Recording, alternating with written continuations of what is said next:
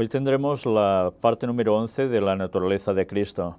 Vais a ver que es la continuación de la terminación donde lo dejamos el anterior día. Y me gustaría que estuvieseis muy atentos, sobre todo a la lectura de hoy, porque aunque da la sensación que si lo coges aislado no está tratando de la naturaleza de Cristo, vamos a recordar toda la primera parte donde sí era esta cuestión la que estaba en juego. A partir de aquí, teniendo en mente eso, vamos a tratar sobre esta cuestión con esta lectura que realmente nos va a dar indicios de cosas sumamente importantes. Vamos a empezar con una oración. Padre nuestro, una vez más, Señor, nos ponemos en tus manos para aprender lo que tú nos quieres decir, para buscar siempre la verdad y para aceptar cuestiones que a veces pueden ir en contra de criterios ya establecidos por parte de nuestras propias mentes, por parte de cosas que van entrando en nuestras mentes y que a veces no son correctas. Pero también, Señor, por todo el mensaje que tú nos quieres dar cada vez más amplio, para que vayamos acoplando las verdades que nos quieres transmitir. Y ayúdanos, Señor, a darnos cuenta de las cosas, a no renegar jamás de ti y a buscar siempre tu dirección en todo. Perdona nuestros pecados. En el nombre de Jesús te lo pedimos todo. Amén. Bien, hoy vais a ver varias imágenes. Y no sé si haceros referencia de todo o sencillamente hoy muestro imágenes y después diréis por vosotros mismos dónde encajamos cada imagen de la que vamos a ver. Empezamos con la de portada. ¿La veis bien? Alguien orando debajo de un cierto árbol y alguien también se le acerca y le dice que han hallado al Mesías. ¿Recordáis quién es este personaje? Natanael. Veremos cómo hoy aparece también esta escena, pero también a mi espalda aparece algo. Esta imagen de fondo evidentemente nos lleva al estudio de la palabra de Dios con oración. Por tanto, buscando comprensión, entendimiento, escudriñando, para encontrar ¿qué? La verdad.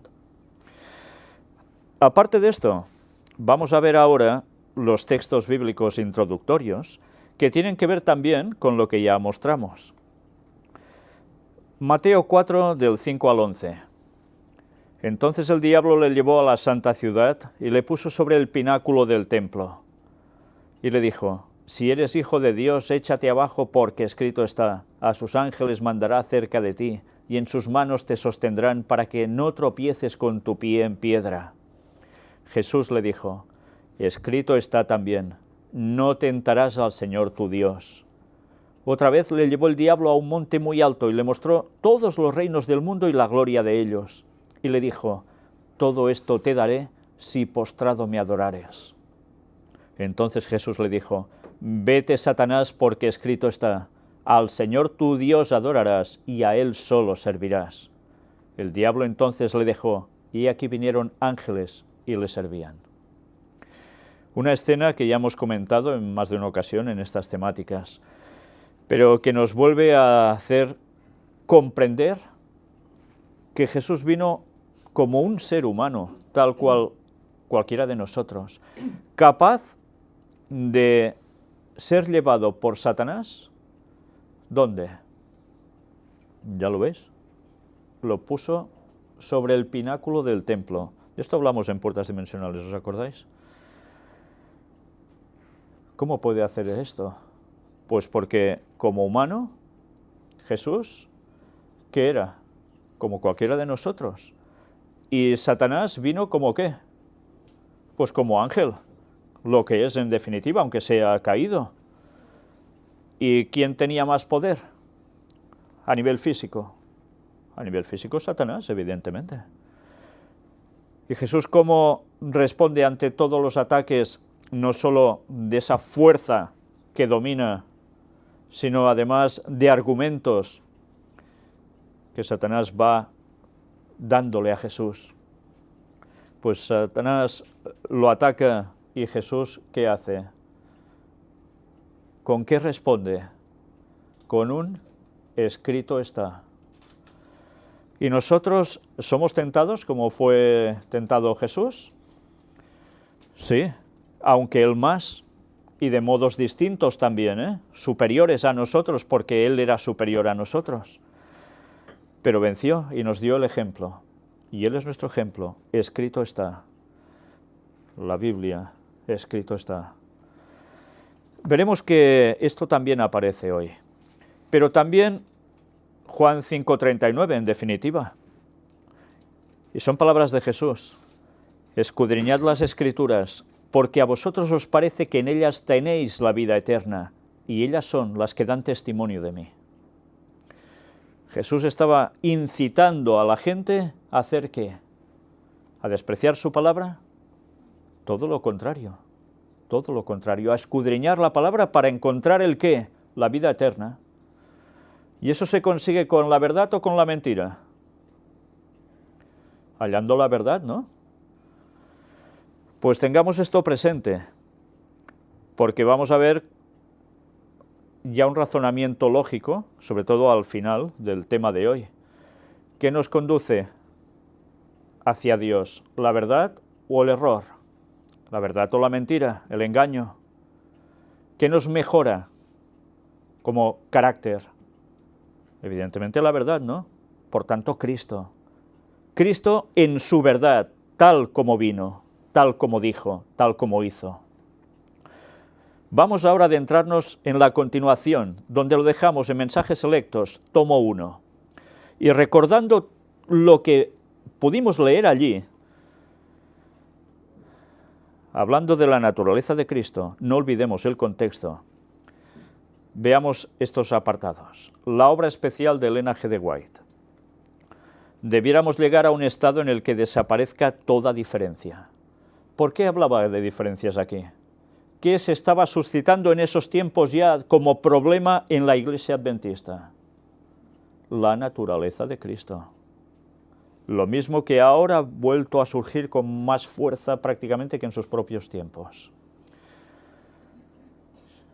Si pienso que tengo luz, mi deber es presentarla.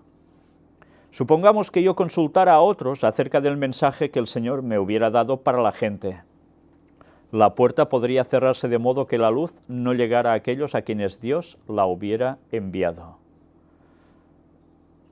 ¿Qué cosas tiene el lenguaje? Siempre habla de modos rotundos. Cuando Jesús entró en Jerusalén, toda la multitud de los discípulos, gozándose, comenzó a alabar a Dios a grandes voces por todas las maravillas que habían visto, diciendo: «Bendito el Rey que viene en el nombre del Señor, paz en el cielo y gloria en las alturas».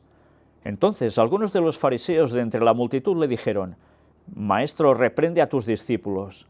Él respondiendo les dijo: «Os digo que si estos callaran, las piedras clamarían». Por tanto, la verdad tenía que mostrarse, no se podía llegar a ocultar. Si eso sucedía, Dios ya buscaría métodos para que la verdad siguiese adelante. Y Ellen White decía que si ella recibía la verdad, ¿qué iba a hacer? ¿Callársela o decirla? La iba a proclamar, Los judíos trataron de detener la proclamación del mensaje que había sido predicho en la palabra de Dios, pero la profecía debía cumplirse. Fijaos cómo siempre hay un intento de oposición por parte de Satanás moviendo sus instrumentos, incluso humanos, ¿cómo no? Pero lo que está profetizado por Dios se va a cumplir sí o sí, no hay vuelta de hoja. Y mirad ahora con qué nos lo va enlazando. El Señor dice: «He aquí yo envío el profeta Elías, antes que venga el día de Jehová, grande y terrible». Cita Malaquías 4:5. Recordemos, está hablando sobre la naturaleza de Cristo. Alguien ha de venir en el espíritu y poder de Elías, y cuando aparezca, quizá digan los hombres: «Tú eres demasiado celoso, no interpretas las Escrituras de la debida manera. Permíteme que te diga cómo enseñar tu mensaje». Recordemos que estuvimos tratando sobre esto también en su momento, sobre este mismo texto y estas mismas palabras. Pero aquí ella además nos lo muestra en un momento especial. Recordemos también que ella no hablaba sobre sí misma como tercer Elías, sino que vendría en un futuro. Y mirad, ese tercer Elías vendría también a decir las cosas claras sobre la naturaleza de Cristo. Sigamos. Pero ya veis, tú eres demasiado celoso, no interpretas las Escrituras de la debida manera. Permíteme que te diga cómo enseñar tu mensaje. Gente utilizada por Satanás para cambiar el auténtico mensaje que debe ser presentado también en el último tiempo. Hay muchos que no pueden distinguir entre la obra de Dios y la del hombre. Diré la verdad como Dios me la da a mí, y digo ahora, si continuáis encontrando faltas y teniendo un espíritu de desavenencia, nunca conoceréis la verdad. Este trozo es el que mucha gente pensaba, que como ella escribe estas palabras, se aplica a ser ella misma el tercer Elías, y no es cierto. Ya vimos que ella hace diferencia clara, y es más, está hablando de un varón. Pero bien, sigamos. Jesús dijo a sus discípulos, aún tengo muchas cosas que deciros, pero ahora no las podéis sobrellevar. No estaban en condición de apreciar las cosas sagradas y eternas, pero Jesús prometió enviar el Consolador que les enseñaría todas las cosas y les haría recordar todas las cosas que Él les hubiera dicho. Por tanto, evidentemente ya vemos que el Consolador, el Espíritu Santo, no es el mismo Jesús. Lo envía, pero no es Él. Ay, ya sé, cuando digo esto, todos los antitrinitarios que creen que el Espíritu Santo, bla, bla, bla, me volverán a decir lo de siempre. Pues que se miren todos los temas del Espíritu Santo ya presentados y a ver si lo van entendiendo ya de una vez, dejándose de sus conceptos falsos. Hermanos, no debemos poner nuestra confianza en hombre. Dejaos del hombre cuyo aliento está en su nariz, porque ¿de qué es él estimado? Cita Isaías 2:22. Debéis hacer depender vuestra alma desvalida de Jesús.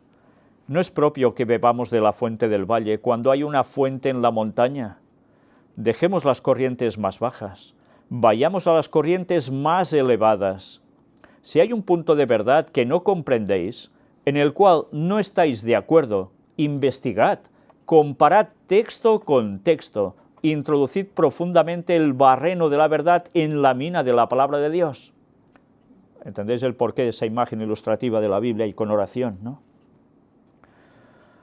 Debéis colocaros a vosotros mismos y vuestras opiniones en el altar de Dios, poner a un lado vuestras ideas preconcebidas y dejar que el Espíritu del cielo os guíe a toda verdad.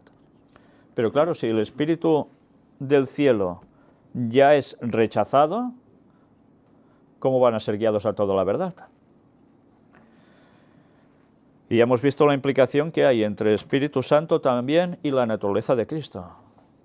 Él muestra la verdad al respecto. Ideas preconcebidas, prejuicios. ¿Qué están consiguiendo? ¿Ir a las fuentes de abajo o a las fuentes de arriba? ¿Van a los escritos de humanos o van al escrito está? ¿Van a lo que Dios muestra o van a lo que muestran hombres? Esa es la gran diferencia. Y eso es lo que están haciendo muchos, basándose en escritos de pioneros adventistas que aún no sabían la verdad sobre la naturaleza de Cristo. Y que utilizan para decir, veis, no es como lo dicen. Bueno, pues eso está llevando al error a muchas personas. Y luego lo quieren justificar de otros modos. Pero la verdad es clara y lo hemos visto hasta ahora. Mi hermano dijo una vez que no escucharía nada acerca de las doctrinas que sostenemos por temor de ser convencido. Interesante, lo que plantea aquí. No quería venir a las reuniones ni escuchar los discursos. Pero después declaró que comprendía que era tan culpable como si los hubiera escuchado. Dios le había dado una oportunidad para conocer la verdad y lo haría responsable por esa oportunidad. Hay muchos entre nosotros que tienen prejuicios contra las doctrinas que ahora se discuten. Estaba hablando de la naturaleza de Cristo. No quieren venir para escuchar, no quieren investigar tranquilamente, sino que a ciegas presentan sus objeciones. Están perfectamente satisfechos con su posición. Por tanto, si están satisfechos con su posición, ¿qué quiere decir? No buscan la verdad, no son sinceros. No quieren cambiar. Esa es la clave. ¿Y eso qué implica? Hay una palabra que lo define todo: orgullo. Orgullo. Están perfectamente satisfechos con su posición. Tú dices, yo soy rico y me he enriquecido y de ninguna cosa tengo necesidad, y no sabes que tú eres un desventurado, miserable, pobre, ciego y desnudo. Por tanto, yo te aconsejo que de mí compres oro refinado en fuego para que seas rico, y vestiduras blancas para vestirte, y que no se descubra la vergüenza de tu desnudez, y unge tus ojos con colirio para que veas. Yo reprendo y castigo a todos los que amo. Sé pues celoso y arrepiéntete. Es lo que aparece en Apocalipsis 3. ¿Por qué colirio? Pues para que vean. Con el colirio se veía mejor, ¿no? Pues para que vean, tienen que buscar la verdad, pero con ganas. No tienen que cerrarse en prejuicios, en preconceptos, porque de lo contrario no se van a enterar de nada. Y hay que despertar. Llega el momento en que no se puede estar en más errores, nos estamos jugando mucho. ¿Está relacionando el tercer Elías con la última iglesia? Por supuesto, el tercer Elías con la última iglesia, que es la de la Odisea, sí señor. Por tanto, nos damos cuenta qué mensaje también queda implicado en el mensaje del cuarto ángel, que aparece también ahí. Este pasaje se aplica a los que viven bajo el pregón del mensaje, pero no quieren ir a escucharlo. La verdad es que cuando Ellen White escribió esto, lo trasladas a la época actual y es lo mismo. ¿De qué otra manera podréis saber que el Señor está dando evidencias renovadas de su verdad, colocándola en un nuevo marco para que el camino del Señor sea preparado? Qué fuerte, ¿eh? Se presenta en un nuevo marco porque el camino del Señor se está preparando, pero esas evidencias renovadas de su verdad no se quieren saber, fuera, desechadas. ¿Qué planes habéis estado trazando para que nueva luz sea infundida en las filas del pueblo de Dios? ¿Qué evidencia tenéis de que Dios no ha enviado luz a sus hijos? Toda suficiencia propia, egoísmo y orgullo por las opiniones deben ponerse a un lado. ¿Os dais cuenta de lo que hay en verdad? Debemos venir a los pies de Jesús y aprender de aquel que es manso y humilde de corazón. Esto es una bofetada. Esto es una bofetada tremenda. Porque al ser humano lo que no le gusta es ser manso y humilde de corazón, ir a los pies de Jesús y aprender. Y dejar preconceptos atrás. Es como si la persona se quedara sin nada, ¿eh? Mentalmente funcionamos así. Y matar ese orgullo pisándolo fuerte es lo que te puede hacer ver la verdad o seguir en tus 13, nunca mejor dicho. Jesús no enseñó a sus discípulos como los rabinos enseñaban a los suyos. Muchos de los judíos iban y escuchaban la forma en que Cristo revelaba los misterios de la salvación, pero no acudían para aprender. ¿Y entonces a qué iban si no iban a aprender? Pues sí, a meter cizaña, a liarla, a buscar que los otros tampoco creyeran en la verdad. Lo que a veces sucede cuando estamos conectados en la escuela sabática y a través del chat hay gente diciendo las suyas, auténticas sandeces doctrinales, y van a fastidiar a los otros para que no estén atentos y encima crean en cosas distintas. Es lo mismo, aplicado a nuestro tiempo, entre otras muchas cosas. Iban para criticar, para sorprenderlo en alguna contradicción, para que pudieran tener algo con qué levantar los prejuicios de la gente. Iban con buena intención, ¿eh? Estaban contentos con su propio conocimiento, pero los hijos de Dios deben conocer la voz del verdadero pastor.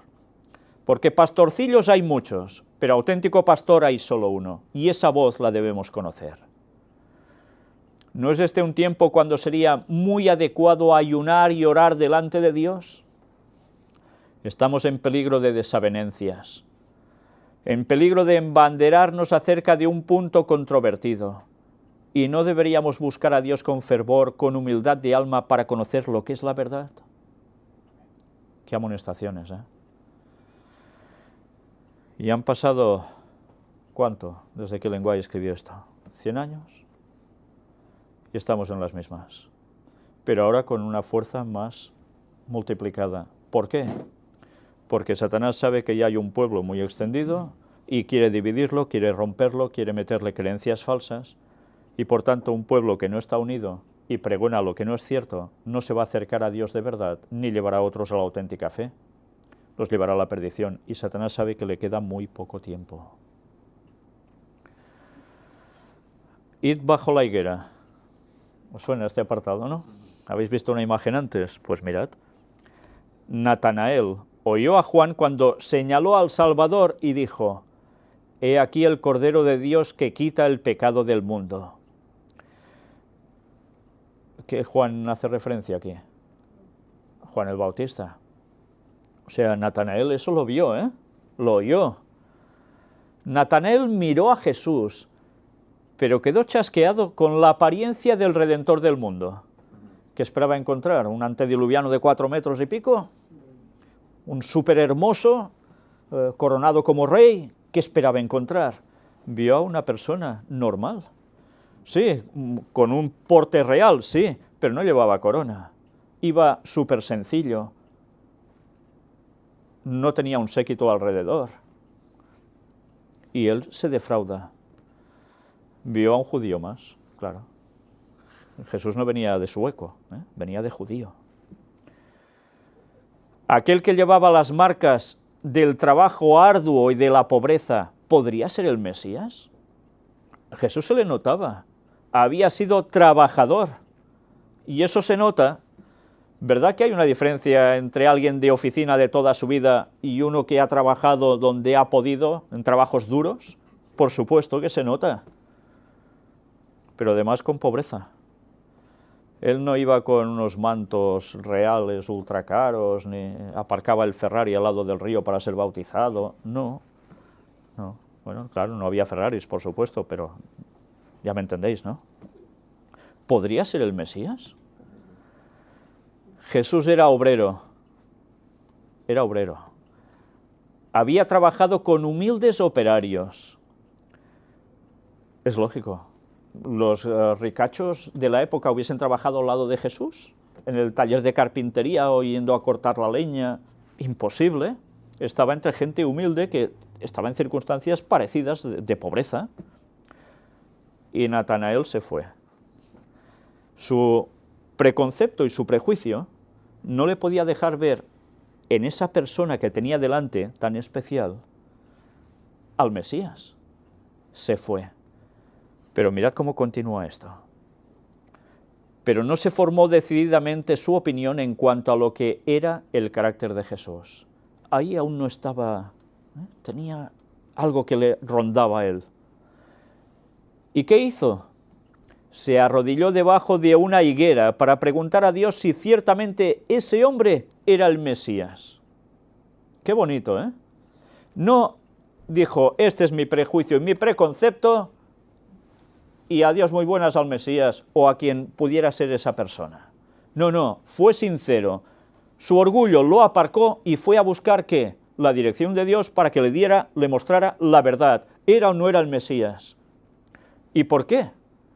¿Tan importante era reconocer al Mesías? Pues claro que era tan importante como que se jugaba la salvación. Si lo desechaba, estaba perdido. ¿Y ahora qué va a pasar? Si estás en el error, ¿vas a saber distinguir al auténtico Mesías? ¿Lo vas a seguir de verdad? Pues te pierdes igual. Y mirad qué hizo arrodillado en la higuera. Mientras estaba allí, vino Felipe y dijo, hemos hallado a aquel de quien escribió Moisés en la ley, así como los profetas, a Jesús, el hijo de José, de Nazaret. Pero la palabra Nazaret otra vez despertó su incredulidad. Claro, es como si te dicen aquí que es del barrio de no sé dónde, que ya me entendéis lo que hay, ¿no? Pues claro, uno puede ser. ¿Y qué sucede? Y dijo, ¿de Nazaret puede salir algo de bueno? Es que, una vez más, ¿os dais cuenta que los seres humanos somos siempre igual de tarugos? No cambiamos, pasan miles de años, pero mentalmente funcionamos igual, exactamente igual. El Mesías se ve que tenía que salir, en sus conceptos, de alguien súper bien establecido, que destacara absolutamente solo verlo por todo, y de un lugar especial, claro, quizás cerca del sacerdocio, vete a saber. Pero claro, Jesús viene de Nazaret, un lugar que tenía una mala fama tremenda. Y claro, ¿qué se suele hacer? Generalizar. ¿Es de allí? Uy, ya está todo dicho. ¿Qué pasa? ¿Que no puede haber personas de verdad en cualquier lugar? ¿Que sean buenas personas? Claro que sí. Es cierto que hay unas tendencias generales, pero no todo el mundo es igual, gracias a Dios. Y mirad cómo sigue. Estaba lleno de prejuicios, pero Felipe no procuró combatir sus prejuicios. Dijo sencillamente, ven y ve. ¿Qué forma de testimoniar para sacarse el sombrero? No empieza a decirle, no estés con estos prejuicios porque bla, bla, bla, y una gran explicación. No, la prueba es tan clara y tan evidente que solo tiene que decirle, ven y ve. Y a partir de aquí, pues si es sincero y no es corto, sabrá discernir la verdad, sabrá ver quién es quién. ¿Y qué hace Natanael? ¿Le hace caso? Cuando Natanael llegó a la presencia de Jesús, por tanto, ¿qué hizo? ¿Se quedó allí debajo de la higuera? No, ¿ya me lo mostrará Dios? No, Dios le estaba hablando a través de Felipe, ¿eh? Él está orando para saber luz. Y Dios le envía una respuesta a través de Felipe. ¿Cuántas veces la respuesta nos puede venir por un hermano? Y, no, como es el de aquí, no, tiene que ser alguien, ¿eh? Pues no. Y va a la presencia de Jesús. Y mirad cómo lo dice. Cuando Natanael llegó a la presencia de Jesús, Jesús dijo, he aquí un verdadero israelita, en quien no hay engaño. Imaginaos la escena. Jesús está allí y Natanael, después de lo que hemos visto, que sucede, va hacia Jesús. Y está llegando y a Jesús lo primero que dice es esto. ¿Qué pasaría si os acercáis hacia Jesús? Porque lo habéis visto un poco de lejos siempre, ¿eh?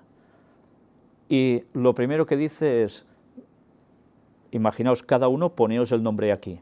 He aquí un verdadero israelita en quien no hay engaño. Que digan, mira, aquí Àngel, Josep, Ligori, que sigui, el que sea, Antonia, María, Julita, la que queráis. Cabemos todos ahí, todos. En quien no hay engaño. ¿Pueden decir eso de nosotros? ¿Puede decir Jesús eso de nosotros? ¿No hay engaño? Natanael quedó asombrado y dijo, ¿de dónde me conoces? Vaya sorpresa, ¿eh? ¿De dónde me conoces?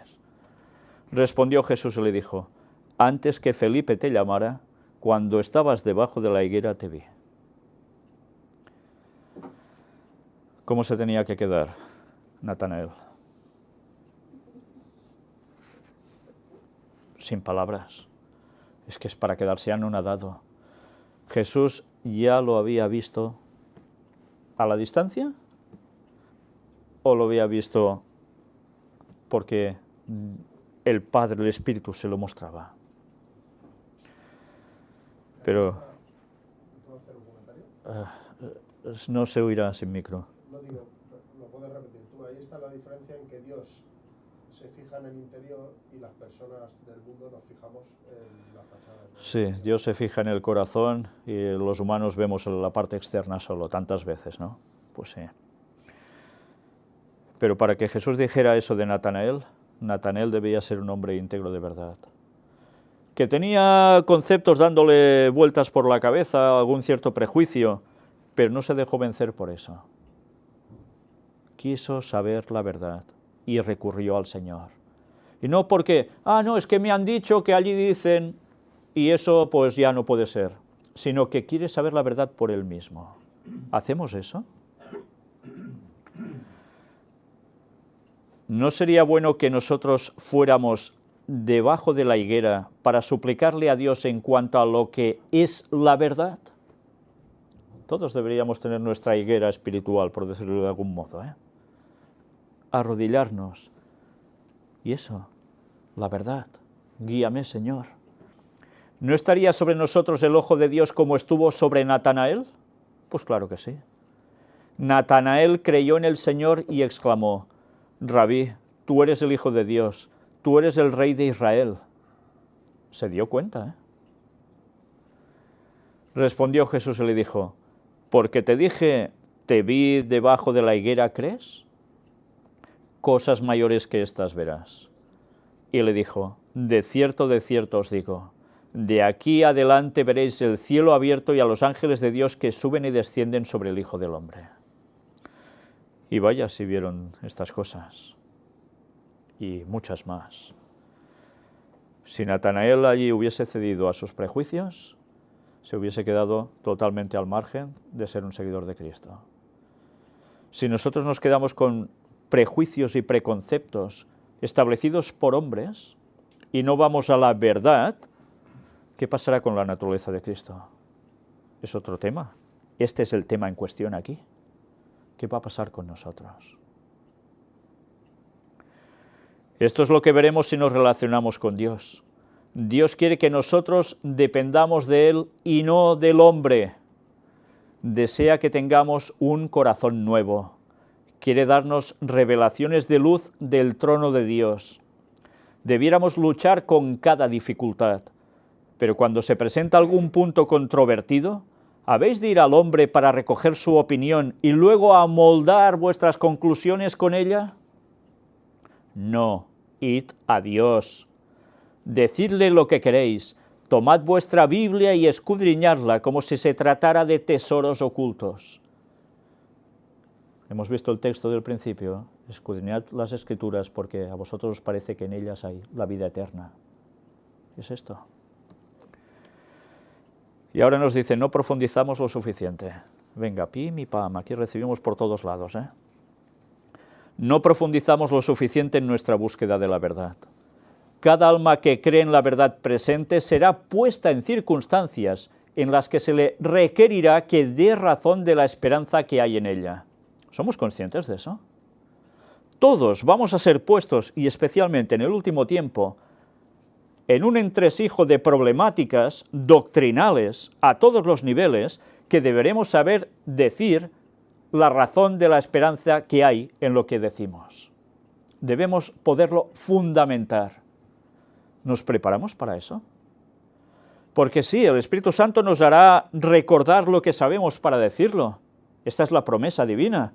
Pero si no lo hemos puesto antes dentro, ¿qué nos puede recordar? Recordarás lo que ya sabes, pero no lo que no sabes.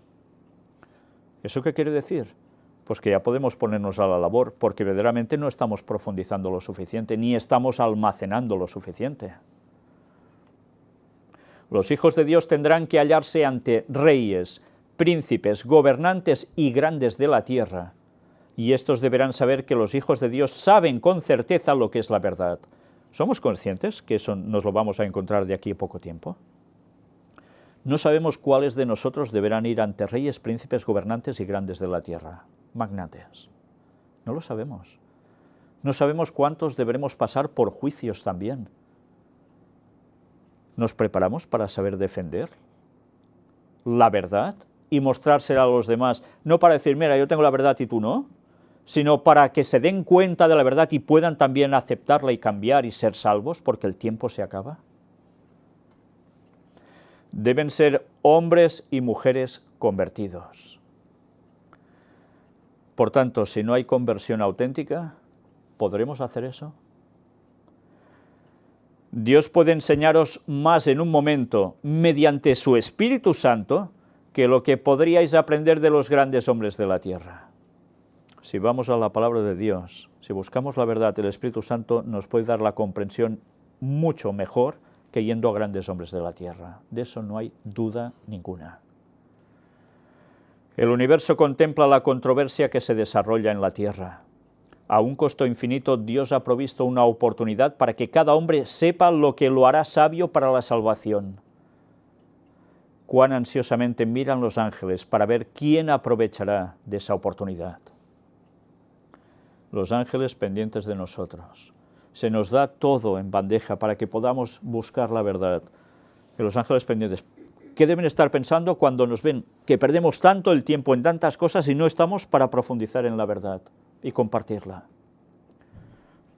Que se deben quedar perplejos. ¿Cómo puede ser? Con lo poco que queda, con lo que se están jugando, con los que se están jugando también la salvación, ¿qué hacen? Los ángeles y todo el universo sufre por eso, porque ven que no estamos haciendo lo que toca. Cuando se presenta un mensaje a los hijos de Dios, no deben levantarse en oposición contra él. Interesante esto, ¿eh? Cuando se presenta un mensaje a los hijos de Dios, no deben levantarse en oposición contra él. Debieran ir a la Biblia para compararlo con la ley y el testimonio, y si no soporta esta prueba, no es verdadero. Por tanto, no hay que levantarse en contra. Primero, a ver, ¿esto es así o no? Vamos a comprobarlo. Biblia en mano. ¿Es como se debe funcionar? Por desgracia, ya sabemos que muchas cosas de las que se proclaman desde aquí como mensaje final, no se hace eso. Y directamente oposición, en vez de querer comprobar si esto es así o no. Dios quiere que se expandan nuestras mentes. ¿Dios quiere borregos? Dios quiere personas con mente brillante, que se expandan nuestras mentes, que crezcamos. No quiere decir que todos debemos ser un Einstein, sino a nivel espiritual quiere que crezcamos. Quiere revestirnos con su gracia. Podemos disfrutar de un festín diario de cosas buenas, pues Dios puede abrir todos los tesoros del cielo para nosotros. Hemos de ser uno con Cristo como Él es uno con el Padre. Una vez más, recordemos, ser uno. Y el Padre nos amará como ama a su Hijo. Podemos tener la misma ayuda que tuvo Cristo. Podemos tener fortaleza para cada emergencia, pues Dios será nuestra vanguardia y nuestra retaguardia. La misma ayuda que tuvo Cristo. Igual. Nos protegerá por todos lados, y cuando seamos llevados delante de gobernantes, delante de las autoridades de la tierra, no necesitaremos meditar de antemano en lo que diremos. ¿Sabéis? Esto recuerdo cuando era pequeñito, entré en la iglesia, una de las primeras cosas que aprendí es que tarde o temprano nos encontraríamos con esa situación, ir ante juicios y deber explicar lo que creemos. Y claro, pensabas en un principio, ¿y qué diré? Y tendré que pensar argumentos. No, luego ya aprendes que no funciona así el tema. El tema funciona que tú primero te nutres de lo que debes nutrirte, y cuando toque, tranquilo, que Dios ya pondrá las palabras adecuadas para que des el mensaje oportuno. No se trata de montarnos nosotros el castillo. Dios nos va a proveer para dar el mensaje. Dios nos enseñará en el día de nuestra necesidad. Ahora Dios nos ayude para ir a los pies de Jesús y aprender de Él, antes de que procuremos llegar a ser maestros de otros. Esto es una bofetada por todos lados. ¿Cuántas veces queremos ser maestros de otros? Y además, diciendo lo que no es correcto. ¿Cuánto daño se está haciendo con el tema, recordemos, de la naturaleza de Cristo? Pastores, grandes pastores, muy reconocidos, diciendo lo que no es correcto.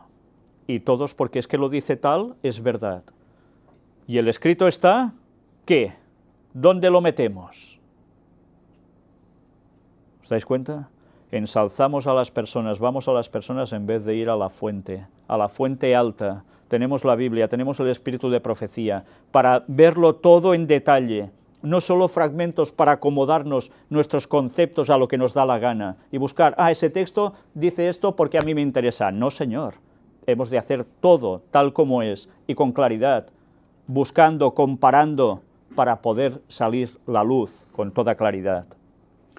Y luego, por desgracia, encima se quieren ser maestros de otros para llevarlos al error. Eso sí que es una auténtica desgracia. ¿Y creéis que Dios se va a quedar tan ancho con eso? Pero también es cierto que gracias a estos sistemas que Dios debe permitir que pasen, se hace limpieza hasta entre el pueblo de Dios. Porque se muestra lo que hay en cada corazón, si hay orgullo o hay humildad.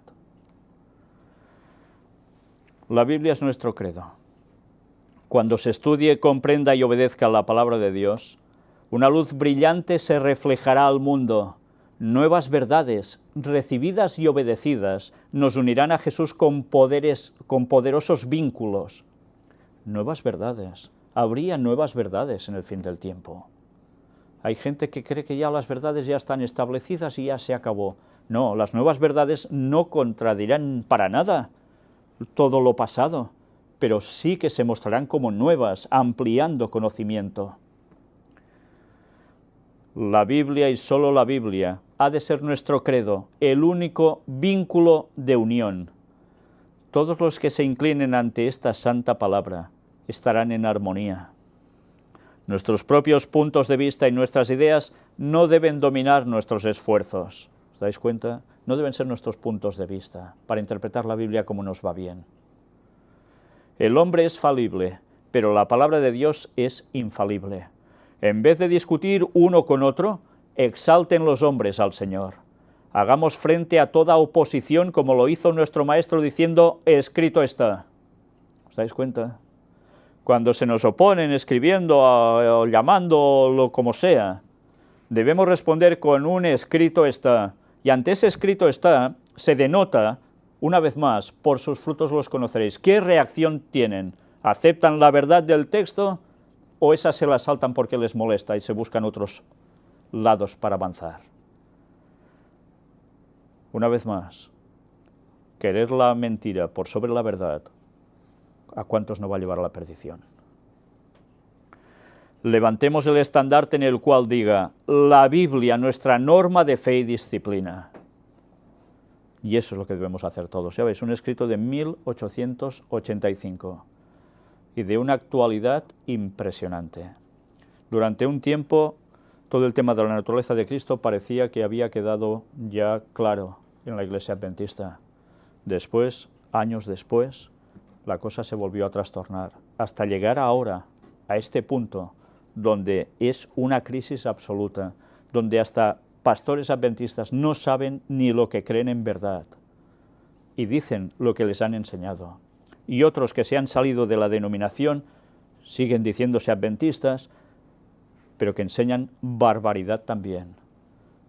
Y la gente se está encontrando que va a buscar maestros del engaño, porque quieren ir a las personas como si ellos les deben decir toda la verdad, que no tienen Biblia, que no tienen el espíritu de profecía, que no pueden leer por ellos mismos con oración. ¿No pueden pedirle a Dios guía, comprensión? Qué fácil es divinizar a pastores y demás, en vez de ir a alabar al Señor y buscar su mensaje en la palabra de Dios, la Biblia. Bien, ya habéis visto la relación tercer Elías, naturaleza de Cristo, Bueno, pues aún hay más. Vamos a concluir con esta lectura de la Review and Herald en español, donde aparecen unas citas de Ellen White. Es el capítulo 27, El poder de Satanás, escrito el 13 de mayo de 1862. El hombre caído es el cautivo legítimo de Satanás. La misión de Jesucristo fue rescatarlo de su poder. ¿Podía el hombre por sí mismo rescatarse, autorrescatarse? No podía. Por eso Jesús tuvo que venir del modo que vino, tal como hemos mostrado a lo largo de estas 11 temáticas. El hombre es naturalmente inclinado a seguir las sugerencias de Satanás, y él no puede de sí mismo resistir con éxito a un enemigo tan terrible, a menos que Cristo, el poderoso conquistador, more en él guiando sus deseos y dándole fuerza. No hay vuelta de hoja. Solo con Cristo se puede vencer. Sin Cristo va a ser que no. Solo Dios puede limitar el poder de Satanás. Él va y viene de la tierra y anda arriba y abajo en ella. Él no está fuera de su reloj por un solo momento a través del miedo de perder una oportunidad de destruir almas. O sea, no pierde el tiempo, va a destruir almas siempre. Es importante que el pueblo de Dios entienda esto, para que puedan escapar de sus lazos. Satanás está preparando sus engaños para que en su última campaña contra el pueblo de Dios no entiendan que es Él. ¿Cómo que no entiendan que es Él? ¿A qué va vinculado esto? Cita 2 Corintios 11:14. Y no es maravilla, porque el mismo Satanás se ha transformado en ángel de luz. Cuando Satanás venga haciéndose pasar por Cristo, ¿con qué naturaleza vendrá?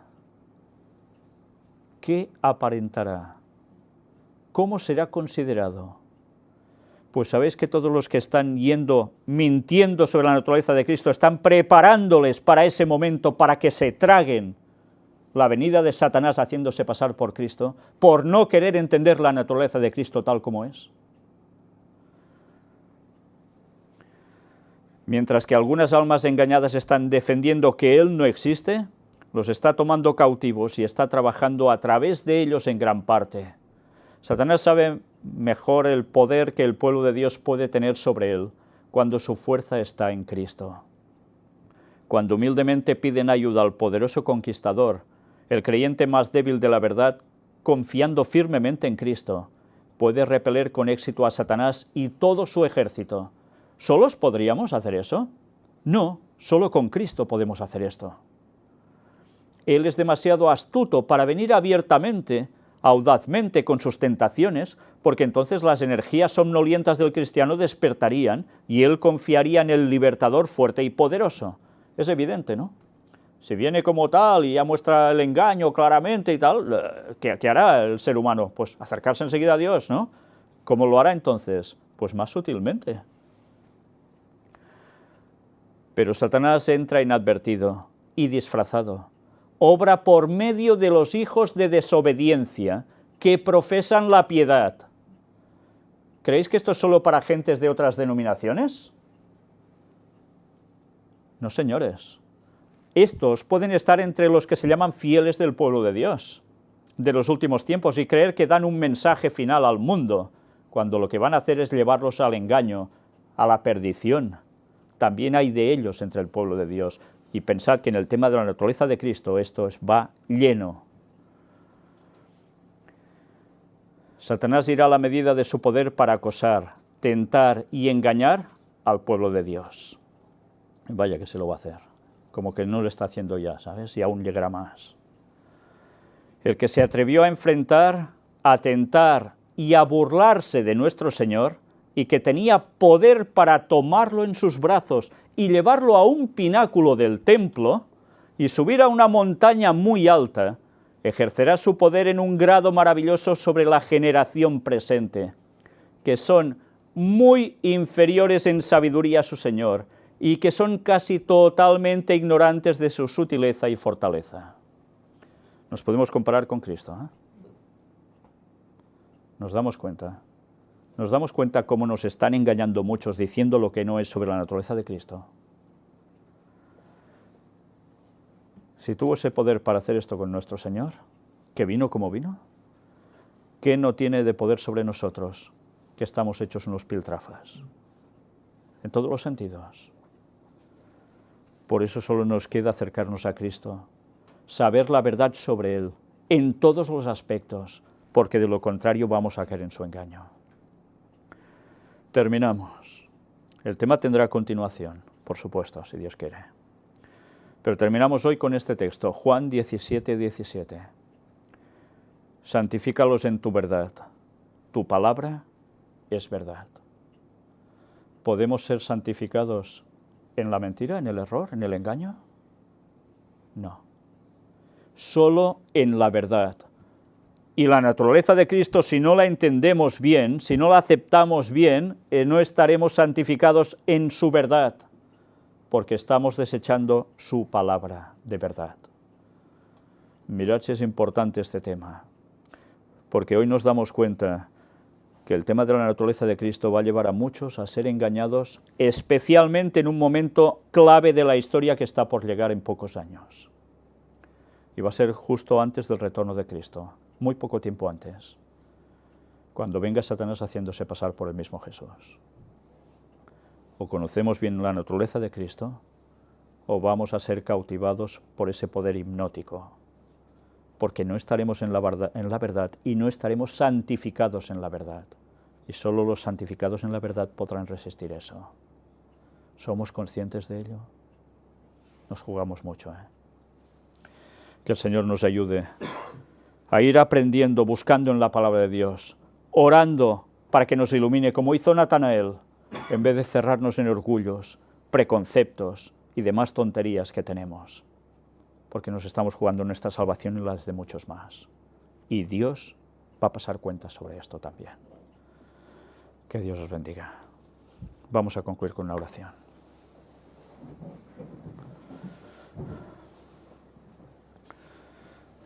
Padre nuestro,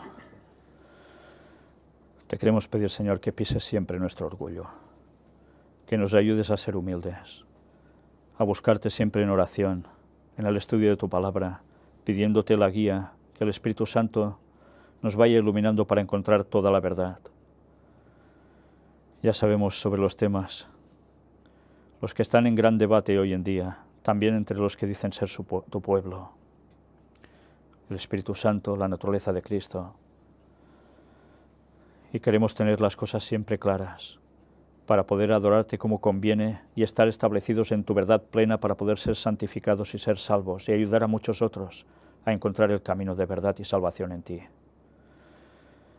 Y te queremos pedir, Señor, que nos ayudes a estar firmes, porque Satanás está redoblando sus esfuerzos. Por un lado y por el otro no cesa de atacar a tu pueblo, a tu verdad. Te queremos pedir, Señor, que nos ayudes a ser conscientes del poco tiempo que nos queda. Y por eso te queremos pedir que nos ayudes también a congregarnos, a ser posible, a estar vinculados entre hermanos en la auténtica fe, a saber poner muros directamente contra los que quieren hacer daño a tu pueblo, pero siempre alegando la verdad con un escrito está, y después que cada uno decida. Gracias por ser tú nuestro pastor, al único que debemos toda la gloria y honra. Perdona nuestros pecados. En el nombre de Jesús te lo pedimos todo. Amén.